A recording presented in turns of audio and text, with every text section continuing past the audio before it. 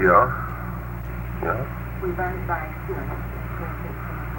Well, Wilma, if we agree with him, he's courageous, and if we disagree, he's stubborn. It's about that simple. It's a fine line between integrity and stubbornness. It's a very fine line. The same strength which gives you integrity can produce stubbornness too. Well, I'm glad you said that because I was maintaining that I didn't see any parallel in integrity. It's a strong person, and it's a matter. It's relative. It's just like, well, you can prostitute creative imagination by rationalizing. That's merely the abuse of creativity. In other words, you use your creativity to justify yourself instead of facing a problem and saying, mea culpa, stop being a damn fool and go and do better, you know?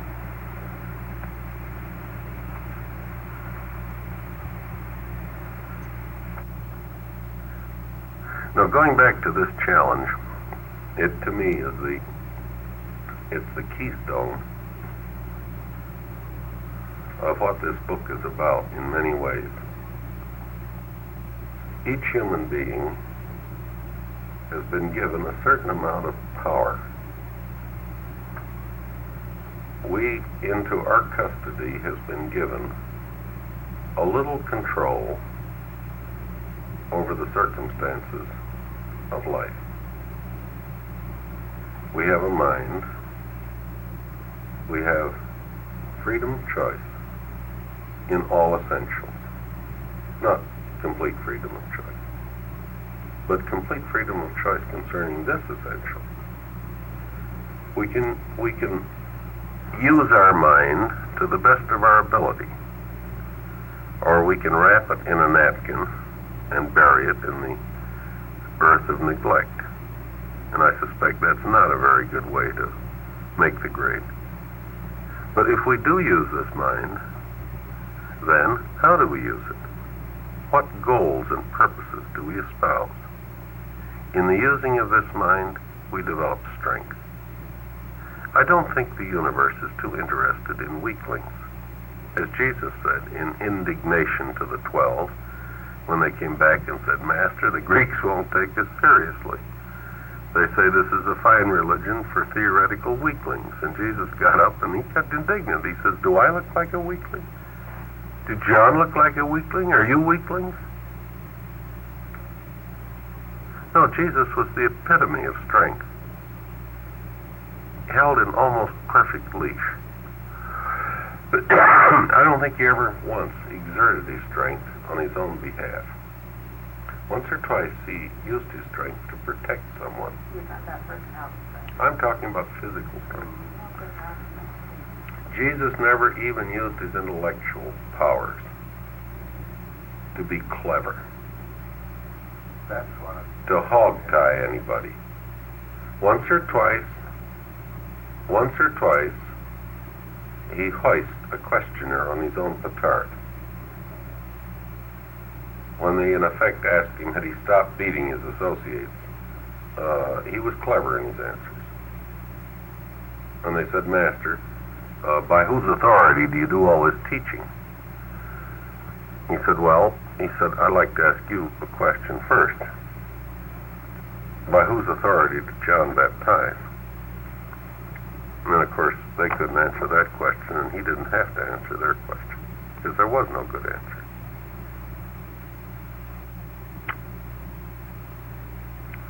Jesus never used his physical strength or his mental powers unfairly. He talked to people at their level. All of his power, all of his strength, and believe me, just as a human being, this individual had commanding strength. He never used this except for a good objective. When you stop and think of what he did on Palm Sunday, here's a walled city. The combination College of Cardinals, Senate, and Board of Aldermen, which was the Sanhedrin. They run that city, pretty much, subject to the Romans. They said, look, this is an undesirable character, we're going to do him in. And he wants to get in there and teach one last time. And consider what a masterful psychologist he was. How did he handle that situation? In such a way that they were afraid to touch him. This is what he could do when he wanted to do something. This man could manipulate multitudes if he wanted to. He did on this occasion. He bought 3 days' time for teaching purposes. But how many times did he use his full human powers for anything except his Father's will? This is power, real power, subordinated to spiritual guidance.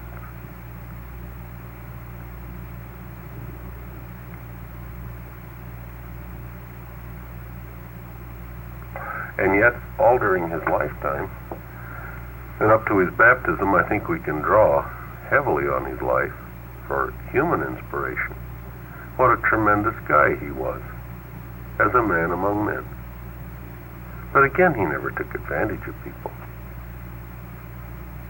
When he was talking to Ezra, the backslidden Jew, he didn't throw his vocabulary at him, as he did to the philosopher in Athens, you remember?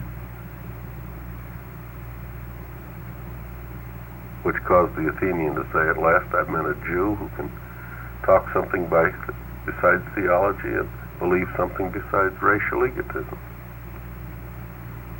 What type of mind would you say Michael had? Michael or Jesus, which? Michael. Because Jesus would have 7 adjective minds during his soul. Michael has mind, because the mind of a creator son is reflectible over the reflectivity circuit.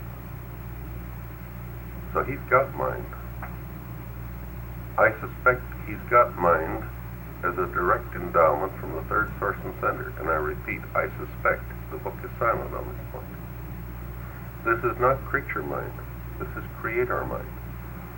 It might be something more than cosmic mind than what you're saying. In potential, yes. In manifestation, I'm not sure. A creator son is hard to classify. A creator son, in potential, is much more than a finite being. In function, he's finite in the present universe age. In function, in observable function, I think Michael's mind is finite. Now, what goes on in the secret recesses of Michael's consciousness would be folly to speculate. But I suspect there's much more than finite function going on in there. Here it speaks of a conclave of creator sons, master sons, 150,000 of them, debating on the prospects of the master universe. They're collaborating with the architects of the master universe. They're not working on the finite You think he level. may have tied into a new circuit after he stepped the door?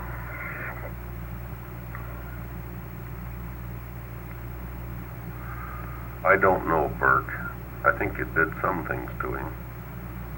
After his 7th bestowal, he took an oath not to do anything new or radical in the creatorship line. And I suspect that's because certain, perhaps superfinite creator prerogatives were liberated by this bestowal. And it was important that he not function on these levels in the present universe age. And I suspect this is held in deferment for possible function in outer space in the next universe age. And if he couldn't have done something that wouldn't fit, then why did they require that oath of him? If something hadn't suddenly become possible. Well, do you think rather than a new type, he probably had some portion of his mind perhaps liberated that had up to that moment been dormant? that was liberated by experience. I don't know. I don't know. But you could guess. Well, I mean, sort of guess. they say that each creator son is the absolute of the joint concept of the universal Father and the eternal Son which gave him origin. And that word absolute is an awfully big word. Now this would be absolute not in the universal sense. This would be absolute in a qualified sense. He would not be absolute in universality, but this would wouldn't in any way impair the quality of absoluteness. It would merely limit the quantity of absoluteness.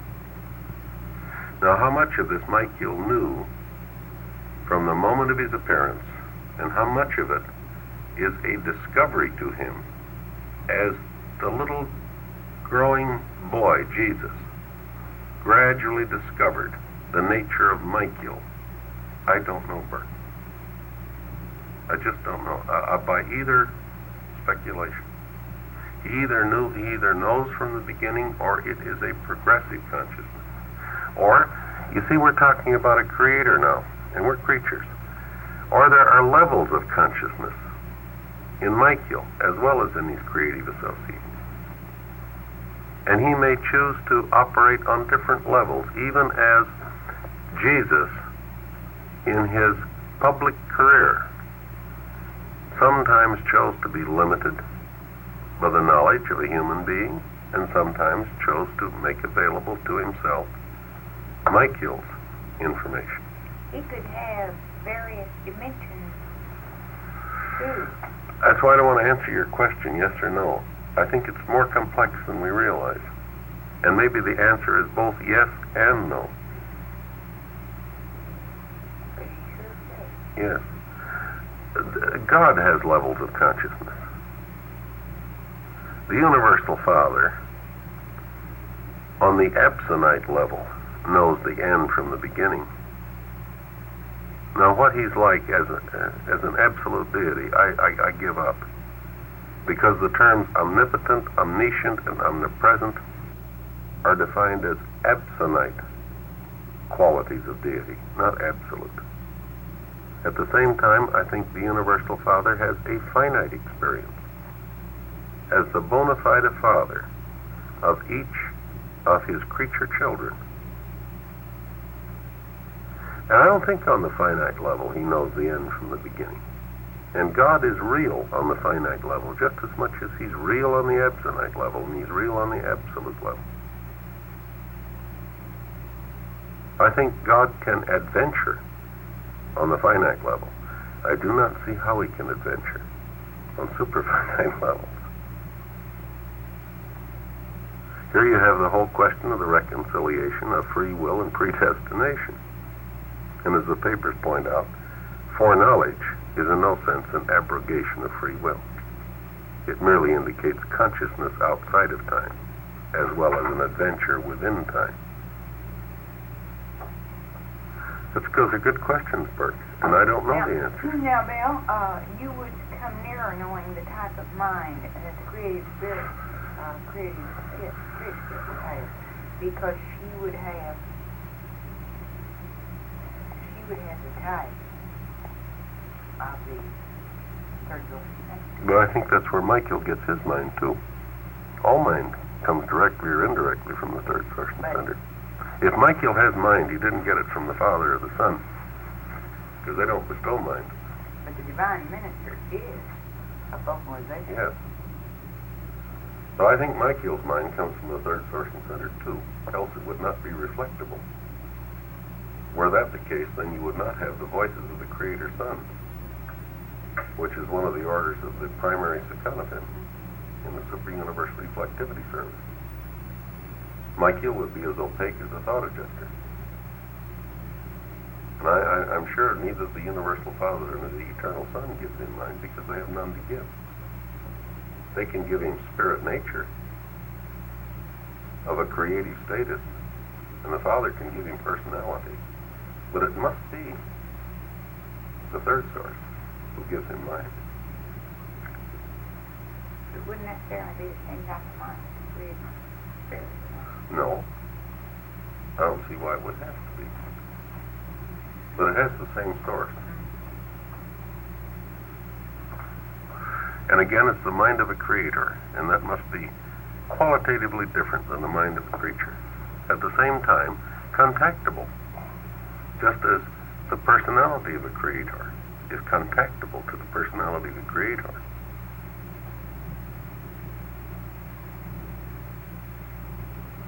Personality of the creator is contactable by Creature personnel, yes.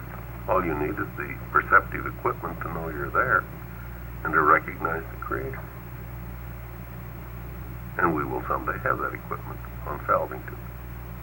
And we'll meet Michael of Nebadon. And we'll know who he is. And there will be a mutuality of understanding. Ours will be limited by our capacity. His will be relatively unlimited. But there will be contact and communication and a measure of understanding on our part. And while we're here, And at least we will certainly get the full flavor of the humanity in Michael. This will come through loud and clear. There are three aspects of his character that are human. He got them on his last three bestowals. This will really register. He'll have a very a part of him will have a feeling of at homeness. that's another reason that anything that he has while he's here, he has at night. Sure he does. Sure he does. Now, while we're here, do you mind telling us a little about how the mind of a Supreme Being will unify or correlate the Almighty Supreme and God the Supreme into the Supreme Being, or how that will work?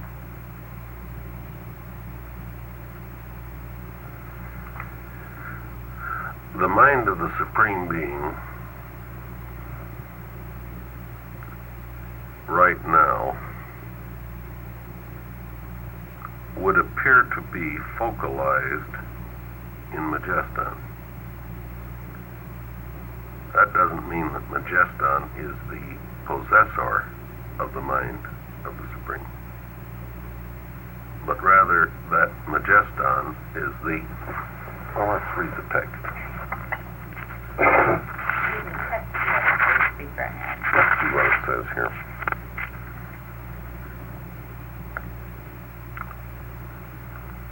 The factualizing mind of the Supreme as a time-space experience in Majeston.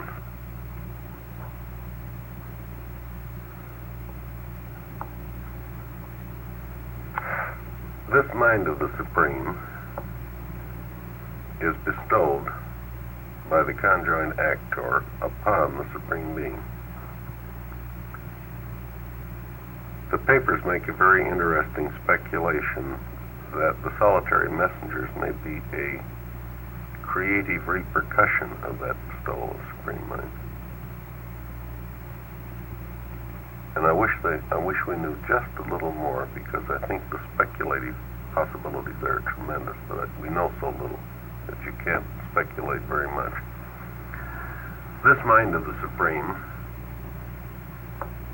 is functional on the pilot world of the outer Havona circuit, and it unifies the converging power of the Almighty with the spirit person of the Supreme. That's one of its present functions.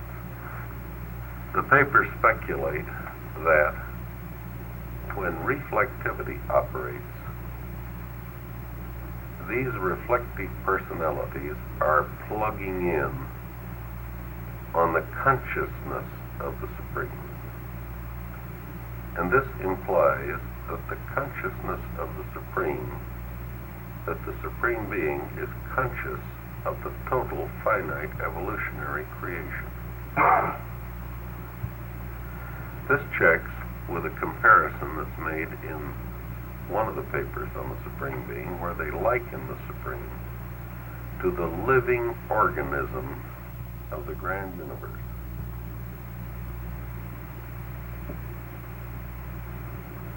Hence, the mindedness of the mind of the Supreme would be present throughout the grand universe. And all mind would be, in a sense, a level of his consciousness, his emerging, evolving consciousness. Always remember, he's unfinished. He is a growing reality, a becoming reality. I think that the consciousness of a local universe mother spirit is correlated with the consciousness of the Supreme. I think the 49 reflective spirits are, in a sense, focal points of intelligence within the consciousness of the Supreme. I think the cosmic mind is a level of the consciousness of the Supreme. Now, there's an odd thing about the mind of the Supreme. His evolutionary growth from the standpoint of almighty power and experiential spirit personality is limited, is correlated rather, with the growth of the seven superuniverses.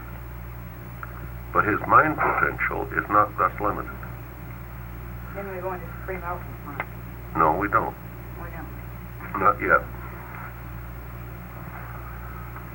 I think there's an interesting parallel. On a planet, there are two growth limits that you can't transcend. One is material and one is spiritual. There is an end to the development of physical science. Someday the physicists will bang right up against the functional presence of the master physical controllers. And that's as far as human science is going to go. And you can't transcend the threshold of adjuster fusion in spiritual growth. That limits the planet spiritually. But there is no limit to intellectual growth on an evolutionary world, no matter how far they're settled in light and light. Because apparently the mind function of the Supreme is not going to be consummated in the grand universe. The papers state that the Supreme Being has three levels of function. He functions primarily in the central universe as a spirit person. Secondarily, in the grand universe, that's all seven super-universes, as a personality of power. His tertiary function is of master universe scope, and they think it is an unknown mind potential. They also have other speculations about his master universe function, but that's one of two or three speculations. Some new expression of mind. Is this high science? Supreme Ultimate? Would this be high science? I think supreme ultimate mind, I don't know, Bert. We're getting awful far away from that. I think supreme ultimate mind, oh golly, I would associate that in some ways with something after the full growth of the master universe. Forget I got after that thought. And that's more than a jillion years from now, so I'd say we're out of bounds.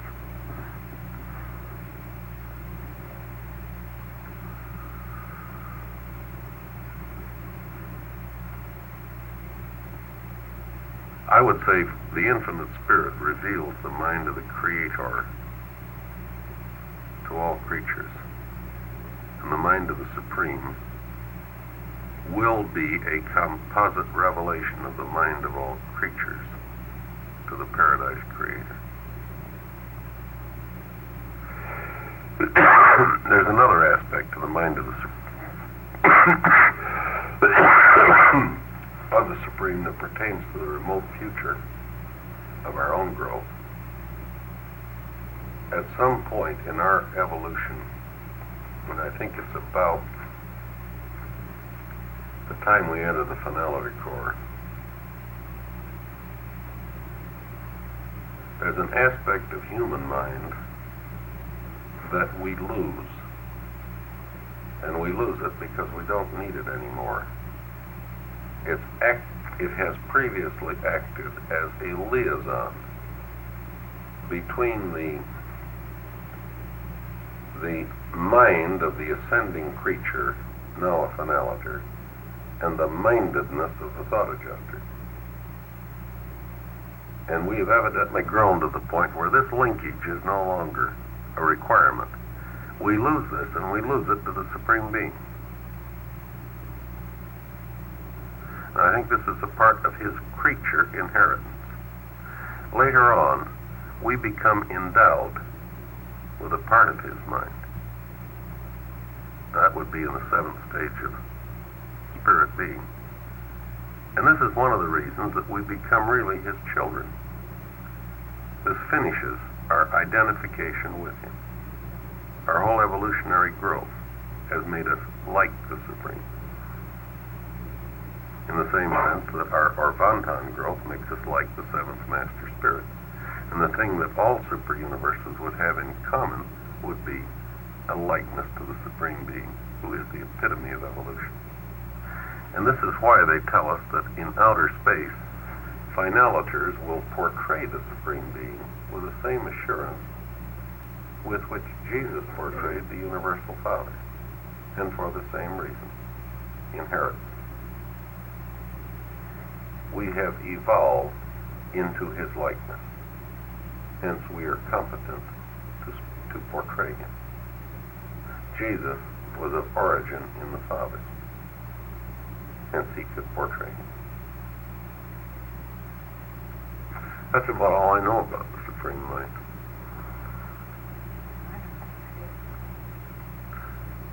But it apparently is its present focal point is Majestic. But I don't know why it couldn't have a present focal point that 7, 8, 9, 7, 6, like Yeah, there's an I hear analogy it, there. well. Yeah.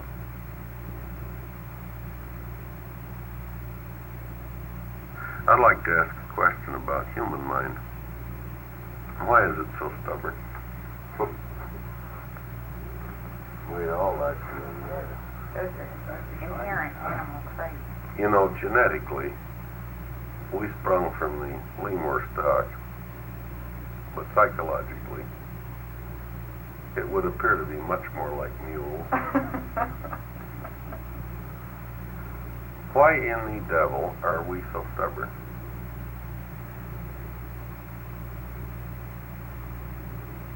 I mean, why is it we get old so soon and smart so late? You know? That's a trait that's still probably carry loose for some time. I fear you're right.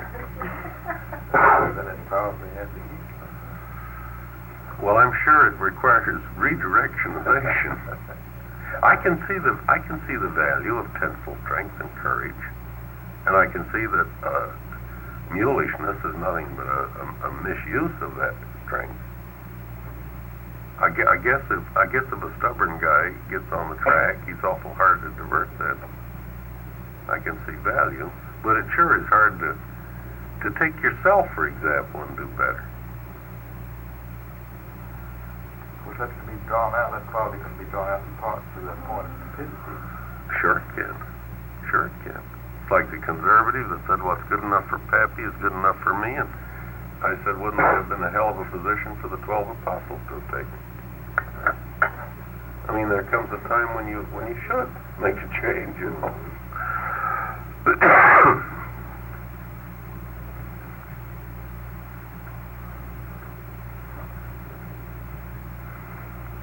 If we didn't have that quality, it wouldn't have been many of us survived the revolution. When was the first thing? The 200,000 years ago. Well, it evidently has survival value because it's bred in pretty deep into the human species. It's the we are, after all, the products of the people that survived. And stubbornness must have some value. Well, it has practical value as far as our everyday life is concerned. Yeah. It's an aspect of courage. If you didn't have some stubbornness, you would ask the person try a rather complex, difficult problem. You'd give up. That is why you give up. That's right. So maybe it's a part of our growth potential. Could it- Taught, and that's Could it be that? That's rather than stubborn. Well, could it be that what we lack is basically spirit insight, which would better tell us how to directionize the stubbornness? You see, when you look at Van, he doesn't seem to be at all mulish. He seems to be magnificent because he picked the right side, and you just couldn't budge him. That's not stubbornness now. That's magnificent courage. But how about Nod, who picked the wrong side and wouldn't change? Just to make a comparison. Yeah. Here, that's the point of stupidity. Yeah. I mean, as long as we're talking about Van, let's not overlook Nod. He was the leader of the, what was it, the 60 that followed Caligasty.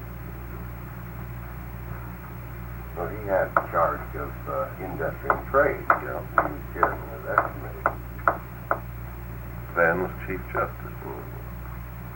But then you can pick them out down the line too, and they split in various ways, in a not altogether predictable way.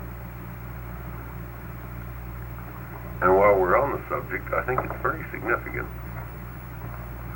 Each of these 100 corporeal members of Caligasty's staff had no thought adjuster. They were detached, standing by on Jerusalem.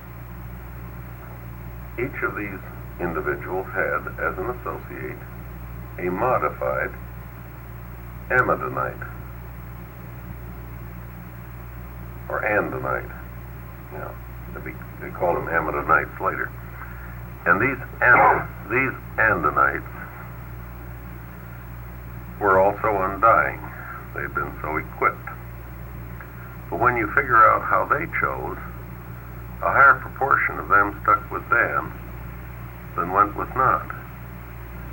And I think if I were to guess the reason for the fact that they did better than the Jerusalemites, I would say it's because they had thought adjusters, and the Jerusalemites didn't. Which would demonstrate that there's some communication. Yeah. I think there were 16 of them that refused to follow their Jerusalemite associates.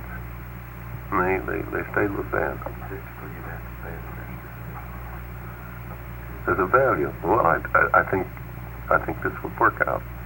The adjusters carry weight. They carry weight. Well, if it weren't for a thought adjuster, how could a human being be certain of God? I think Will James sort of carried that out to result. How did he put it? I can't tell the word. Well, just describe the concept. Well, he made a very intensive, very thorough study of religion. I think his conclusion was that you have to faith is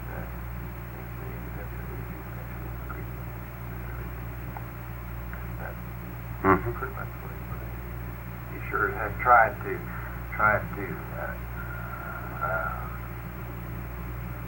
scientifically, logically spell out that there is a God, and he was unable to conclude You can't. Reason is an element, but you have to say. That's right. God's not unreasonable, but you can't reason yourself to that conclusion. Well, wouldn't the Spirit of Truth have something to do with the only mysterious God? Yeah, but the Spirit of Truth comes after soul adjusters. But I know it does. Well, where do you go back before that time? The I God think- of them exercised the adjunct of worship, but they didn't exercise the adjunct of wisdom. Yeah, So they knew there was a supreme power there. They worshipped something, yeah. but they didn't worship it wisely. Good example, I think, is Andon. He was tempted to worship fire, but decided he controlled fire. So he wound up worshiping the sun. And I would say, as between fire and the sun, he picked a better symbol. It's a more magnificent thing. Now, I'd call your attention to this fact. Andon technically was the sun worshiper, but Andon survived. The people that adjudicate, I don't think, are too concerned with false symbols. They're concerned with the spiritual intent of the human heart.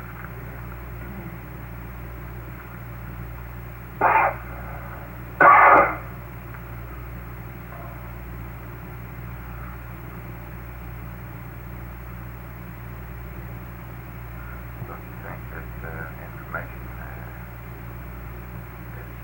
pertinent? Oh, sure. I think it would be horrible if we turned out as sun worshippers, but I think that was a step forward for Andon. Sure. We should know better. I think he did very well with what he had. We might still possibly survive, but we would have fewer credits. Yeah, I'd hate to chance it. I'd hate to chance it. This thing to me is, I feel certain enough of God's love to be completely without fear. But I also feel certain enough of the requirements of the Supreme Being to be completely lacking in any feeling of complacency about this thing. I have a feeling of being totally challenged. You're ever mindful that this is still an evolutionary world. Sure. And I'm mindful, too, of the fact that Jesus did not give the same instructions to the 10 at the Lake of Galilee. He spoke about trust and love and obey. I'm mindful that he sent the twins back to their fish nets, and he was pretty persistent with Peter about being a good shepherd. He asked a great deal more of Peter than he asked of the Alphaeus twins. I'm mindful of the parable of the talents. The boss man, he didn't entrust each of these vice presidents with an equal amount of money. He gave $5 million to one, and $3 million to another, and $2 million to another, and he fired the guy that put his $1 million in the safe deposit vault. And he expected proportionate return, but not equal return. One man gained $5 million, another man $3 million, and another man $2 million, and he gave them equal praise because they had done proportionately equally. And how do you know how many talents you have? You know? Are you supposed to come up with $2 million of profit or 5? The one thing, They're rough scared. that's exactly my point. That's exactly my point. Ma'am? It doesn't matter how many you come up with, it's how you got it. How did you, yeah, that's right. How you utilize it. Who are you? Who are you? The first question they raise when they look a person over to decide whether he's qualified or not is the significance of origin. This testimony is offered by a secondary Sakonafin. In other words, who is this character? What did he have on the ball? Well, how many talents did he have? What kind of return can we expect?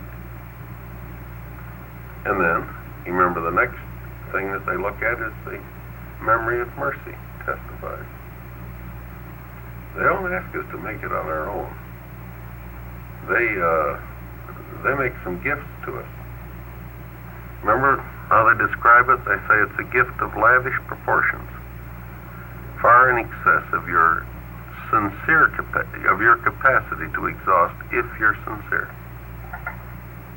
Then the third question they ask is, how much time did this person have? Did he have time to make this investment? I mean, is this a reasonable thing we're doing? Gee, how fair that is. I symbolize this as a fraction. And I think I would express the denominator in terms of human potential and the numerator in terms of human achievement. And so the thing would always be kept in balance. The greater the potential, the more would be asked. And you take, if the Alpheus twin be taken as, let's say he's a person of one talent. About all he could do would be to love Jesus and be loyal. And the twins loved Jesus and were loyal.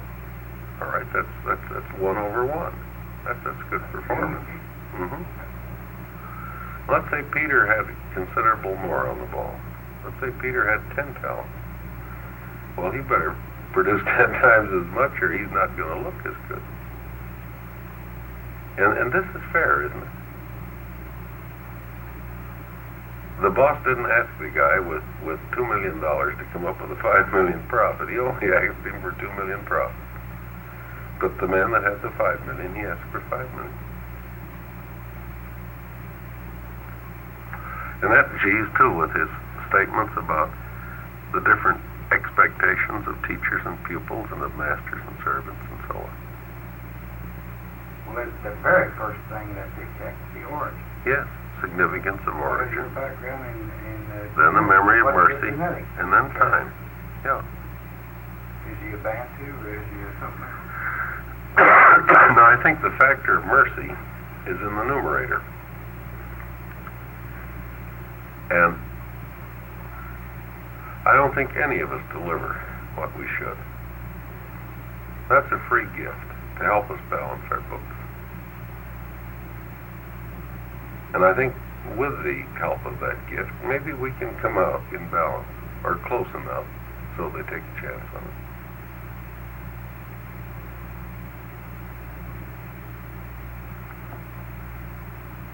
Daryl, what do you think Jesus meant when he told Philip he had an unspiritual mind? Philip was a literalist. Philip was entirely different from Thomas, as the papers point out. Thomas had an inquiring mind. Philip had a literal mind. Philip could add 2 and 2 together to get 4 in the literal sense, but not in the abstract sense. Philip never baptized his family until after the resurrection. And when he had been shown, he went home and baptized his whole clan. Now, once he'd been shown, Philip had this stubbornness we're talking about. And can you think of any of the 12 that died more magnificently than Philip?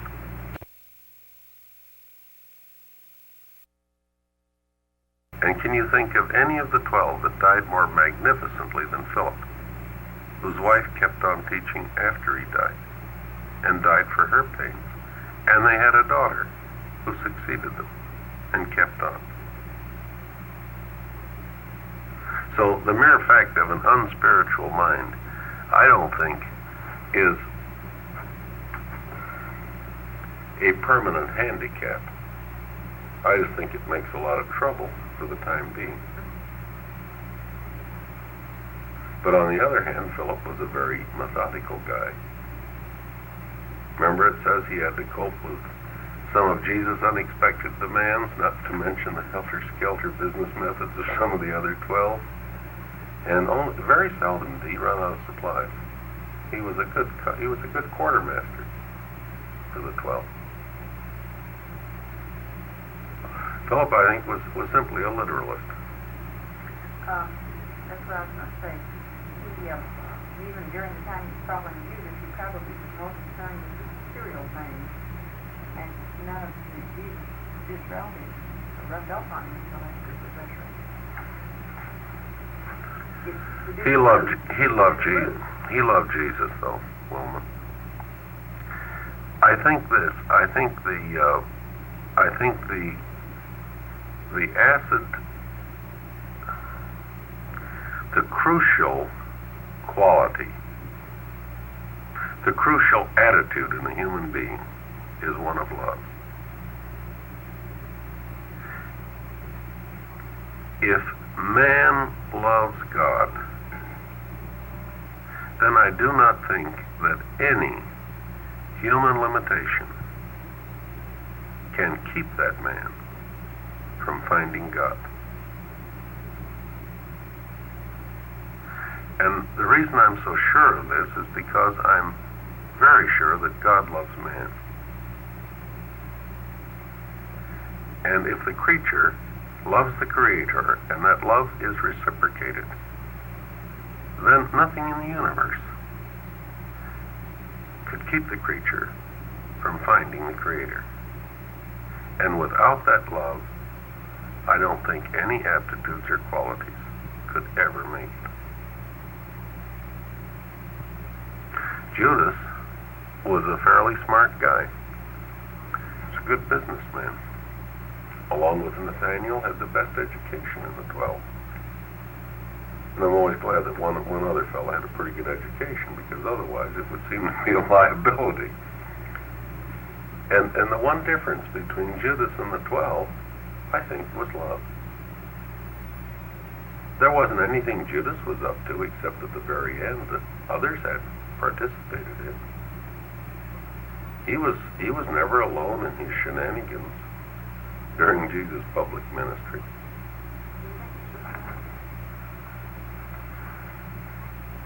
No, I don't. They want you. You asked- One of you bound your hand for yourself. The Courage. I have no right to that statement, because in making it I sit in judgment on Judas, and I have no right to sit in judgment on him. But you asked me for an opinion, and that's my flat opinion. I don't think he did. I don't think survival is universal, Wilma. I think it's optional. There are times when I almost believe everyone survives through the first night. I don't think you can be statistical on this. I think mathematics breaks down. But it says some, but not all. I don't think everybody that wakes up on the first mansion world continues to survive. But Because I think they, in any case of doubt, they always give the creature the benefit of the doubt. And as Jesus said, if you're uncertain about the seed, plant it. See what comes up. Sure it is. And on the finite level, I do not think this is predictable. Now, I think you can make books, and I suspect that statistically, you'll come out all right. But I don't think you dare bet on any one individual. You can be an actuary, but not a prophet. I think if you take, let's say survival is optional. I think if you start out with basic gene pattern and qualities, I think you could come up with some statistics. At least the life carriers in these papers are continually screaming at us because we don't pay more attention to this. And I'm sure they have a reason for this. And I'm sure their reasons are not completely temporal and planetary.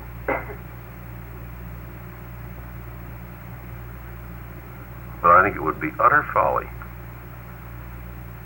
to try to say this one or that one. Wilma, I don't think he'd want to.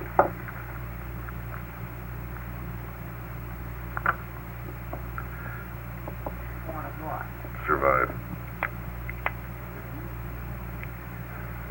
I don't think Judas would want it. He didn't want to live. He proved that. Well, Caligantia was given a choice. Yes. For all the means he did, he was given a choice. Mm-hmm.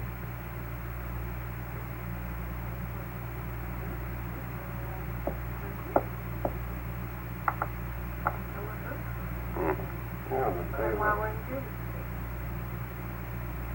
Maybe he was given a chance. I don't know. I think Jesus personally gave him many chances to last. Many chances that we call. There's a limit to mercy, and Jesus proved it. And Jesus proved it when, at the Last Supper, in essence, he told Judas, "Get lost, friend." Or in the biblical words, Judas, that which you have in mind to do, go now and do quickly. But coming around from the other side, there were many reasons. Perhaps that Judas was the chosen one to do what he did. Who chose him? Where'd you get the word chosen? Maybe I should use the word chosen. I don't think anybody chose Judas to do what he did. I think Judas elected that. I think Jesus had great qualms about Judas. I don't think Jesus had any illusions about him. And what's more, Jesus didn't recruit him. He was recruited by one of the first 6 apostles. Well, none of them were Yes, Jesus recruited the first 6. The first 6 chose the second 6. Jesus accepted him. And this was a faith adventure on Jesus' part. I think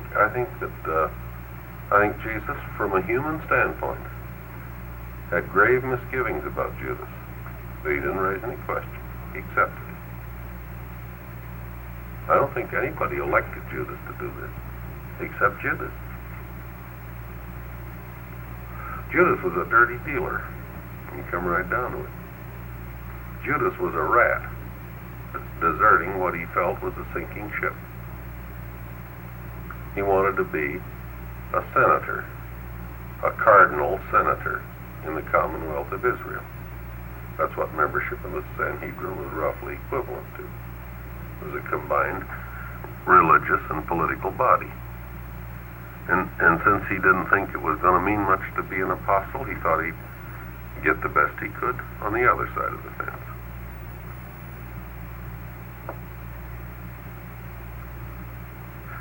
Judas just didn't love Jesus. Well, that's all I can see. He wasn't the only one that wanted to make him king at the time of the feeding of the 5,000. He had good company. It was Peter that got the sword. I think he took one.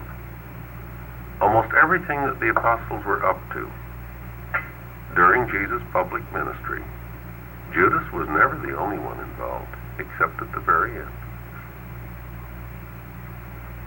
Do you think before the resurrection all the apostles faced Judas? Believed that Jesus was more than the Son of Man? Yes, I think probably this became a doctrine with them after the pause on the road when Jesus said to Peter, "But who do you say that I am?" And Peter jumped up and said, And Peter blurted out 50% truth and 50% error. He said, "You are the Messiah, error, the Son of the living God, truth." And how human. You see, it was this belief which beclouded their realization of what was coming.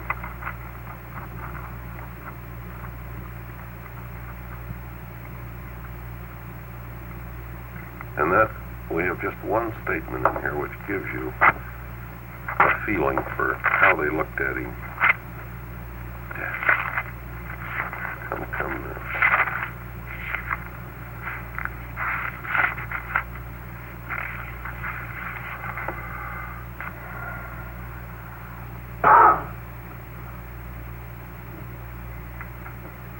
"You're delivered."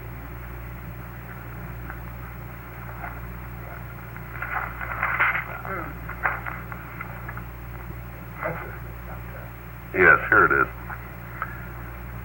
You want the quote? It's the only one in the papers. Page 1786. paragraph 2. This is the summary of the final discussions which Nathaniel and Thomas had with Rodin, and they are discussing the divine nature of Jesus. And these are their reasons for believing in his divinity. He possesses a superhuman consciousness of the presence of deity. He prays like a man, but performs like a god. He seems to foreknow things. He even now dares to speak about his death, some mystic reference to his future glorification. You see, this is how they interpreted it, and this is why the 12 were completely unprepared for his actual death. They were sublimating this. If he was divine, then he couldn't die. The two statements were inconsistent, so they rationalized it. All of Jesus' statements, flat statements about going up to Jerusalem and dying, some mystic reference to his future glorification. The only one that took him literally was good old literal-minded David Zebedee, the head of the FBI.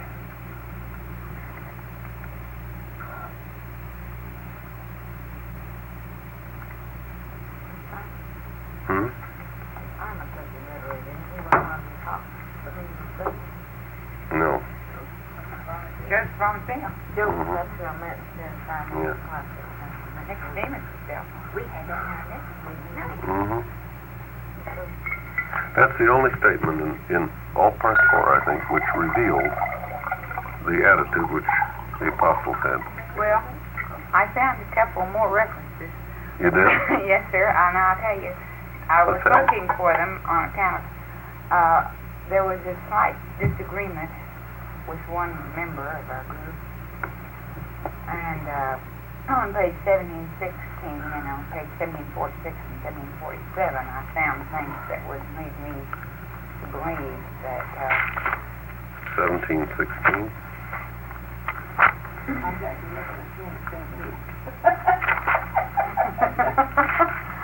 Did you disagree on that too? I don't know what you're going to talk about. 1716 doesn't have much on it. You've got to glean pretty close there.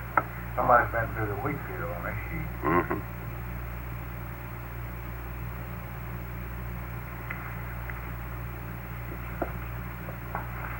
What is the fruit found on 17?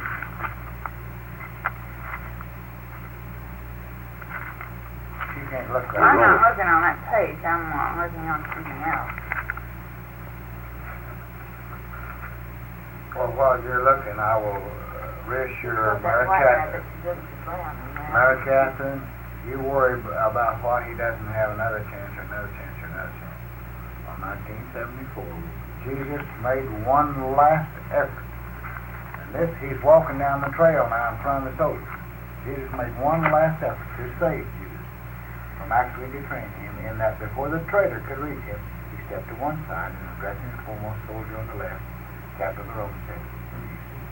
That's what Jesus meant. Immediately he stepped forward and said, "I am he." He tried again to save him, Save him from betraying him. okay. Didn't say to save him, Hold on, save him for hold on. eternal life. It said But save him from betraying him. America said, "Well, why didn't they give him another chance?" Well, he's had many chances. I don't think it's our job to decide whether Judas survived or not. I have the opinion, and I won't defend it. I just have the opinion. That's the only thing that makes you think that he may have had no chance after all. I'm open-minded. Yeah. If our kids shut the show down, and for what? Well, Bill, I'm not shutting anything down. Just go right Well, ahead. you said, "Well, Bill, I've got two things." No, I just said I had two references. Just take them down, look them up, and get home. You know, read.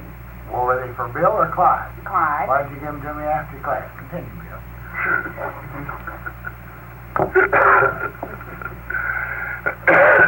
Don't think we ought to quit at 5 o'clock. What time shall we reconvene? Reconvene. Reconvene. When do you say, Archbishop? Oh, Let's make it 7 so we can take her. Let's make it 7 and make it a short evening. That's All right. 2 hours. How's Good. that, Bill? Fine, dandy. 7 it shall be. Okay, Then, JB? and work It's until me. 11, go to bed, sleep and sleep. 7 bells. All of you, wait a minute, Clyde, I got to pull a piece. All of you are invited to come to my house in honor of Bill tomorrow to a brunch that's called Turkey. If I can come, hold up your hand. That is your seat. Okay. I don't want to hand. Beverly, can you make Beverly? Beverly. Well, in tea time B, I am sorry. You have liquid moisture on your book.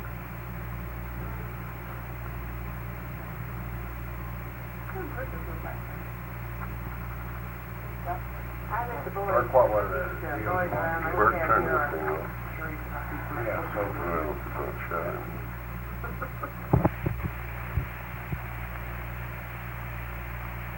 Unspiritual. Well, now do we know? Sure, because he went on preaching the gospel in the end. Well, You I can prove think it. the resurrection may have Yeah. been the Philip always wanted to be shown. salvation of God. Ms. McManus, I wish you'd take these references. I did, darling, I did. I don't think here. Many times in the papers here, they use English in a common way, which means rather loosely. Burke and I were talking about their use of the term 3 days. I don't interpret that as a literal period of 72 Urantia hours. Jesus was resurrected on the 3rd day. That happened to be the 3rd calendar day, but 36 hours later. A Melchizedek, if he errs in judgment, retires from active function for 3 days, but on the 3rd day or the 3rd period, yes. And then again, they don't say whose days. Are these Satania days, Salvington days, or Urantia days? I think the expression stems from the old Jewish belief, which may have been shared by others, that when you buried a person, after the 3rd day, they were real dead. The ghost might linger for a little while. And I think this is because too many times they buried people like the widow's son at Nain, and the next thing you know, somebody's banging on the tomb from the inside. And this would give plenty of credence to the fact that the ghost was hanging around. Because, you know, the medical profession would never admit they'd made an error in diagnosis. They'd say the guy was dead and came back. The doctors can't get by with that today. And I think that the term 3 days, the 3rd day, the 3rd period means a relatively short time, but an appreciable length of time. It's not a few minutes. Now, when they say there are just so many creator sons, I think that's a very precise statement. When Jesus says that Philip's mind is unspiritual, I think he is speaking relatively, not absolutely. Well, maybe not absolutely. Yeah. I would be Less spiritual than many. But dead is Cajun dead. That's real dead. Yeah. How do you spell that, Cajun? C-H-A-U-N. That's Louisiana Cajun. Cajun. Yeah, I think if you try to be legalistic in the meanings you attach to certain terms in here, I think you live in trouble, and you have a perpetual problem of interpretation. Right. We go from where we are to a question. I just want I have no think differently. I've heard it. Jesus is on the cross. He looks down and he says to his woman, "Behold your son." He lifts his son, "Behold your son." Whom was he speaking? Both of them. And what was the connotation of those? I think he's merely saying, Mary, Mother Mary, look to John for what I would do for you, Right. and to John, Take care of my mother. please treat my mother as if she were yours. Miss Grisho, that's why Miss Grisho. That's the way Miss Grisho and Wilma and Miss Harriet, did it all. Well, not I don't think it's that great for that. I wanted reassurance. I have no worries. That would be my I want feeling to of what he meant. Like, I like that too. I like that too. I like it very much. Because it was not Very his comforting. brother. What? It was not his brother. but John was Jesus. Well, not blood brothers. It's not his blood No, brother. no. Wilma? John I was tried to the, tell you that before. Son, you mean? How is it? Son or brother? Son. No. I was talking to John Zebedee. He's talking to John Zebedee. Yes, how Well, is but he it? said John son or brother. Zebedee, He doesn't say son. this interpretation would be consistent with the unique relationship which John Zebedee sustained to Jesus. He had admonished Jesus John to had stay in- with him. Jesus, yes. Jesus had entrusted John with all his surplus earnings. In German called Gestalt. There is no English for Gestalt. There's a word gemütlich in German, for which there is no English word. The word Gestalt is in Webster's dictionary now, because the psychologists have brought it into the language. Jacques Weiss told me of a number of technical difficulties he had in translating this book into French, where a literal translation would be gibberish in French. You've got to sacrifice the literalness of the translation for the meaning. In French, we have three pronouns, for example. Well, let's see. No, in German you have three genders in declension. In French, you have only two. Everything is either le or la. In German, it's der, die, or das.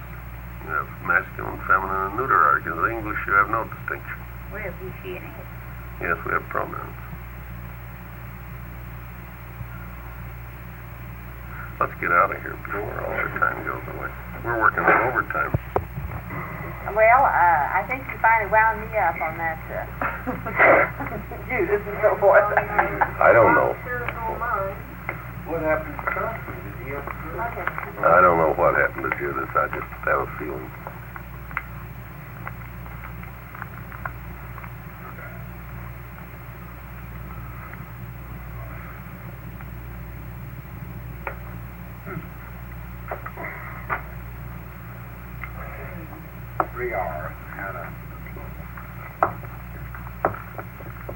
I'd like to talk to you a little bit about people in the Urantia book. Would you be in the market for some ideas? All kinds of ideas have been expressed about this book. And I've had various ideas from time to time. I find myself very radical in comparison to the do-nothing type of thinking. And then when they want to take a full-page ad in Life magazine, I find myself very conservative. And I don't know just what I am about, what to do about this book. Jesus didn't stand by passively and say to the 12, we will spend our time in prayer and meditation, and this will make us so attractive to our Jewish comrades that they will flock to us in multitudes. He did tell them to do things. He admonished them to that if they really wanted to carry his credentials, there was only one type of credit card that would operate, and that was they had to love men like he loved them. And I don't know that he particularly restricted those credentials to those 12 people. I sort of figured that he was talking to the world in general and to the ages to come as well as then. I think a person today has a perfect right to aspire to try to love people the way Jesus loved them. I don't know that we're going to do too good a job of it, but I don't see anything to stop us from trying to do that. And I think if you want to work for the boss, this would be one way of getting off on the right foot.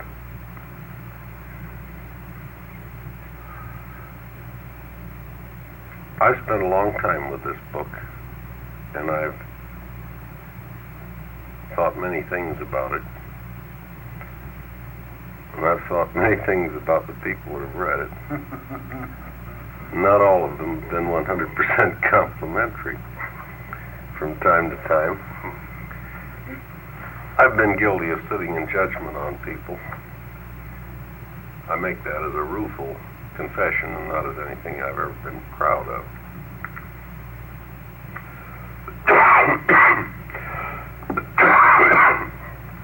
I think somewhere in between beating a drum, getting up on a soapbox, draping a sheet over oneself, and holding up a placard which says, "Jesus saves, read it in the Urantia book,"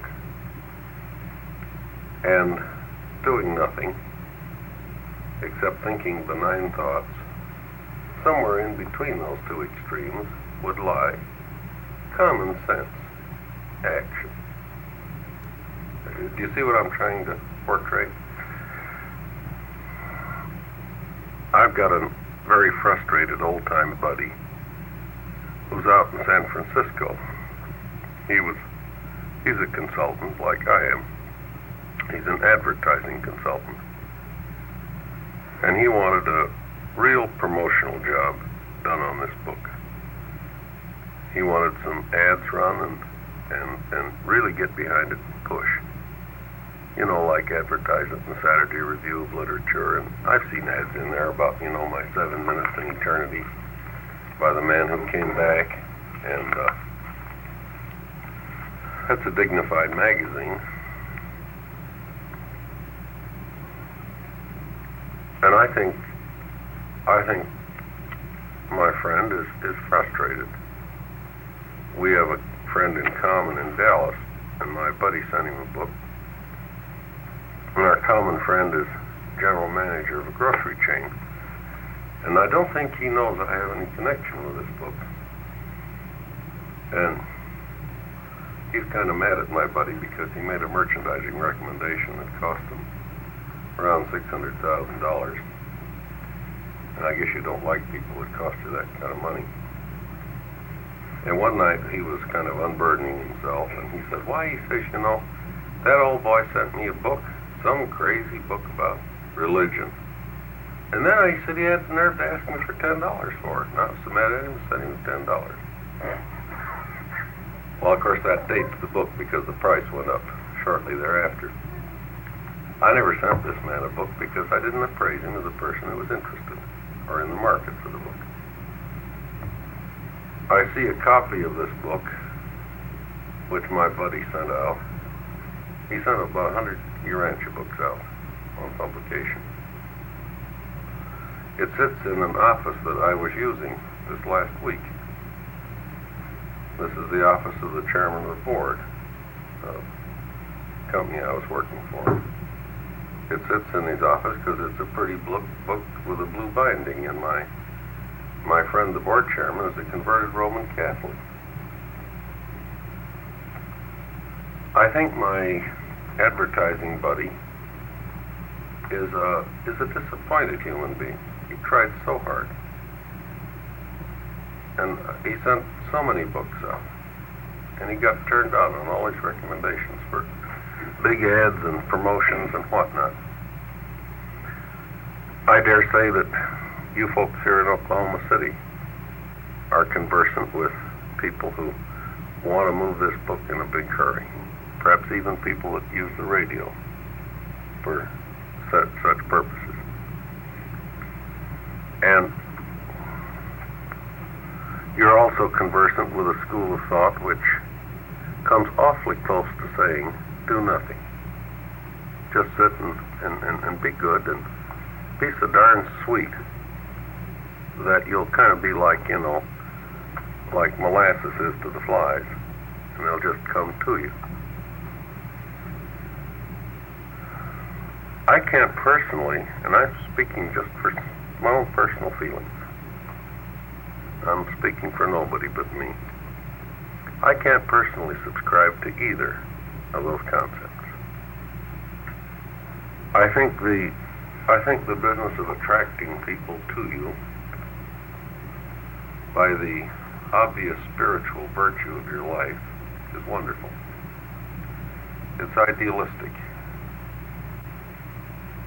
But I observed that when Jesus was trying to get something going, Jesus was a very practical person. And he had to deal with ordinary, everyday folks. Folks just like we are. And he didn't tell the 12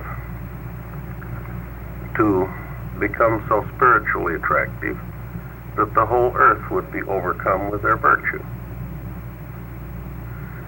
He gave them some rather specific instructions. First of all, he said it'd be an awfully good idea if you developed a new kind of fatherly affection for people. That's much more than brotherly affection. And then he said, do something about this. And he sort of encouraged each one to do what he could do. And he warned them against the darn foolishness which he feared they might engage in, such as he told James to stay alive, and of course James went off and got himself killed pretty quickly. He didn't ask the Alphaeus twins to feed his sheep, and he did ask Peter to do that.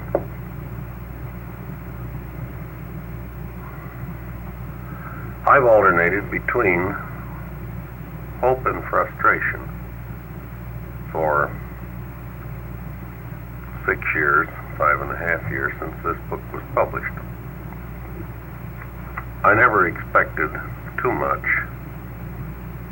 and I never expected nothing. And what has actually happened has been very much better than I feared, and a little bit less than my minimal hopes.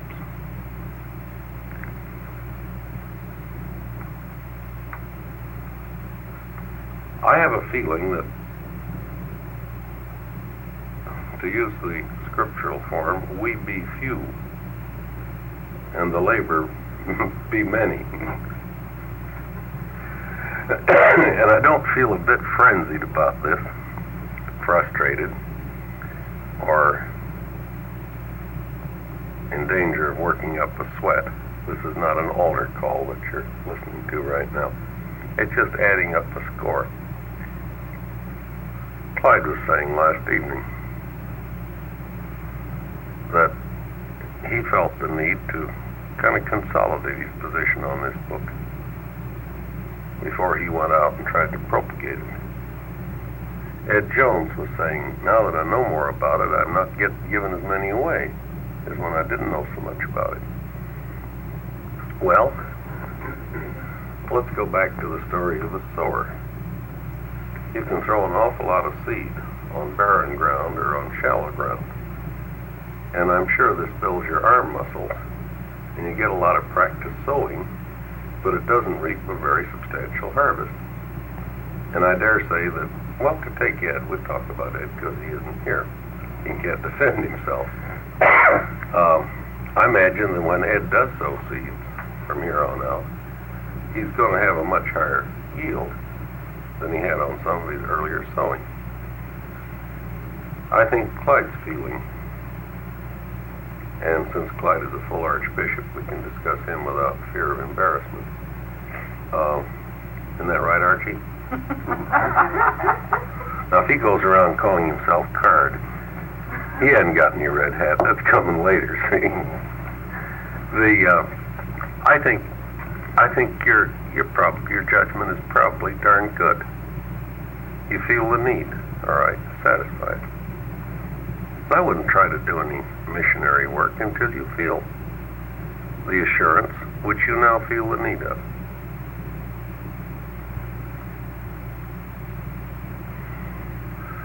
I've increasingly come to this position, because after all, there's only one person I can do much about, and that's me. And I just like to share my thinking with you. I think, first of all, we take care of our health and then our duty. But I do think the Urantia book then comes ahead of the trifles of life. It ranks number 3 in my category. I've done a darn thing about this book for about 3 months. Well, as I've been to see you folks, that's all I've done. I haven't opened it up until this morning. Because my friend, the Internal Revenue Department, expects me to do my full financial duty for the Treasury Department, and I've been engaged in diligently discharging that duty. I've tried to look at the present position of the book, where we are, and what can be done with who we are and what we have. And I feel that it is wise to attempt to take advantage of every reasonable thing that comes along. I don't feel disposed to go out and manufacture opportunity. But I try to keep my radar turned on all the time so that I'll register opportunity when it comes upon me. I'm not going to Tom, Dick, or Harry with the Urantia book, but I'm very quick to respond to any discussions of a religious nature. Now, I'm giving out fewer Urantia books than I did 2 years ago.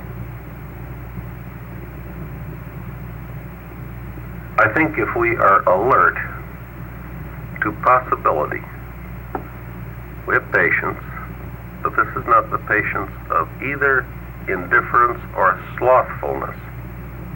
You can confuse patience and slothfulness, I think. Awful easy to say, well, I'm conservative, I'm going to be patient.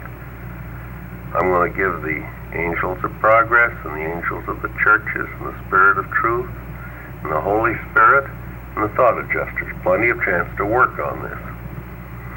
But if that was enough, then what are we standing around for? And why bother with the Urantia book at all? Because all of these influences have been here for a long time, and they're operating here regardless of the Urantia book. If you could be patiently alert, if you could be conservatively diligent, if you could be cautiously courageous, if you could be enthusiastic with good judgment.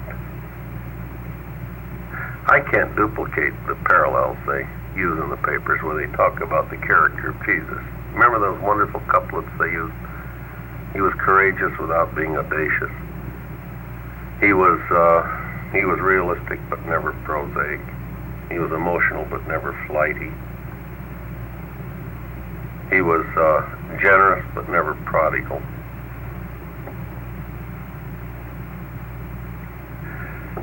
There's somewhere in between doing nothing and working up a frenzied perspiration, I think, lies the course of good judgment and effective work. And I think each person should sit down and add up where he is and make a plan for action or make a plan for study. I don't see how you can do a good missionary job on this book until you have a fair grasp of the book. I don't mean that you have to know it thoroughly, but golly, how can you sell a product that you can't even demonstrate, or you can't reasonably discuss? Well, Bill, I've noticed that when we first got it and we read the fourth section of the book, we was all had a burst of enthusiasm there. We sold these books. I guess ignorance is bliss, but if they learned more about book and went to explain it, they got themselves into trouble. They get in too deep. Where if you didn't know it, you wouldn't, you see. The people that you meet that haven't had contact with the book, I don't think you have to be much of a student if you've been interested. They understand, because if you go to getting in too deep, you're getting yourself in trouble. That's my experience, see what I mean? It's important to know what not to get into. That's right. But if you go in too deep in this book, you're just cutting your throat. Now, I had a conversation the other day with a geologist, a young geologist. And This wasn't Clyde, was it? No, he's a young fellow. I didn't even know he was a geologist. Young man. He's in his middle 30s, this fella. Are you sure this is Really? I can say young. And I never make myself obnoxious. But it come up about hobbies. And I told him, well, my hobbies was kind of studying the different religions. So you could sneak right into it. This is Jacks or better. And he opened the door wider. Mm-hmm. And he says, well, I believe in evolution. He's a geologist, naturally he would be. That opened the topic. And we had quite a nice discussion. But his father-in-law is a Nazarene minister. Now, his father-in-law don't believe in evolution. He does believe in evolution.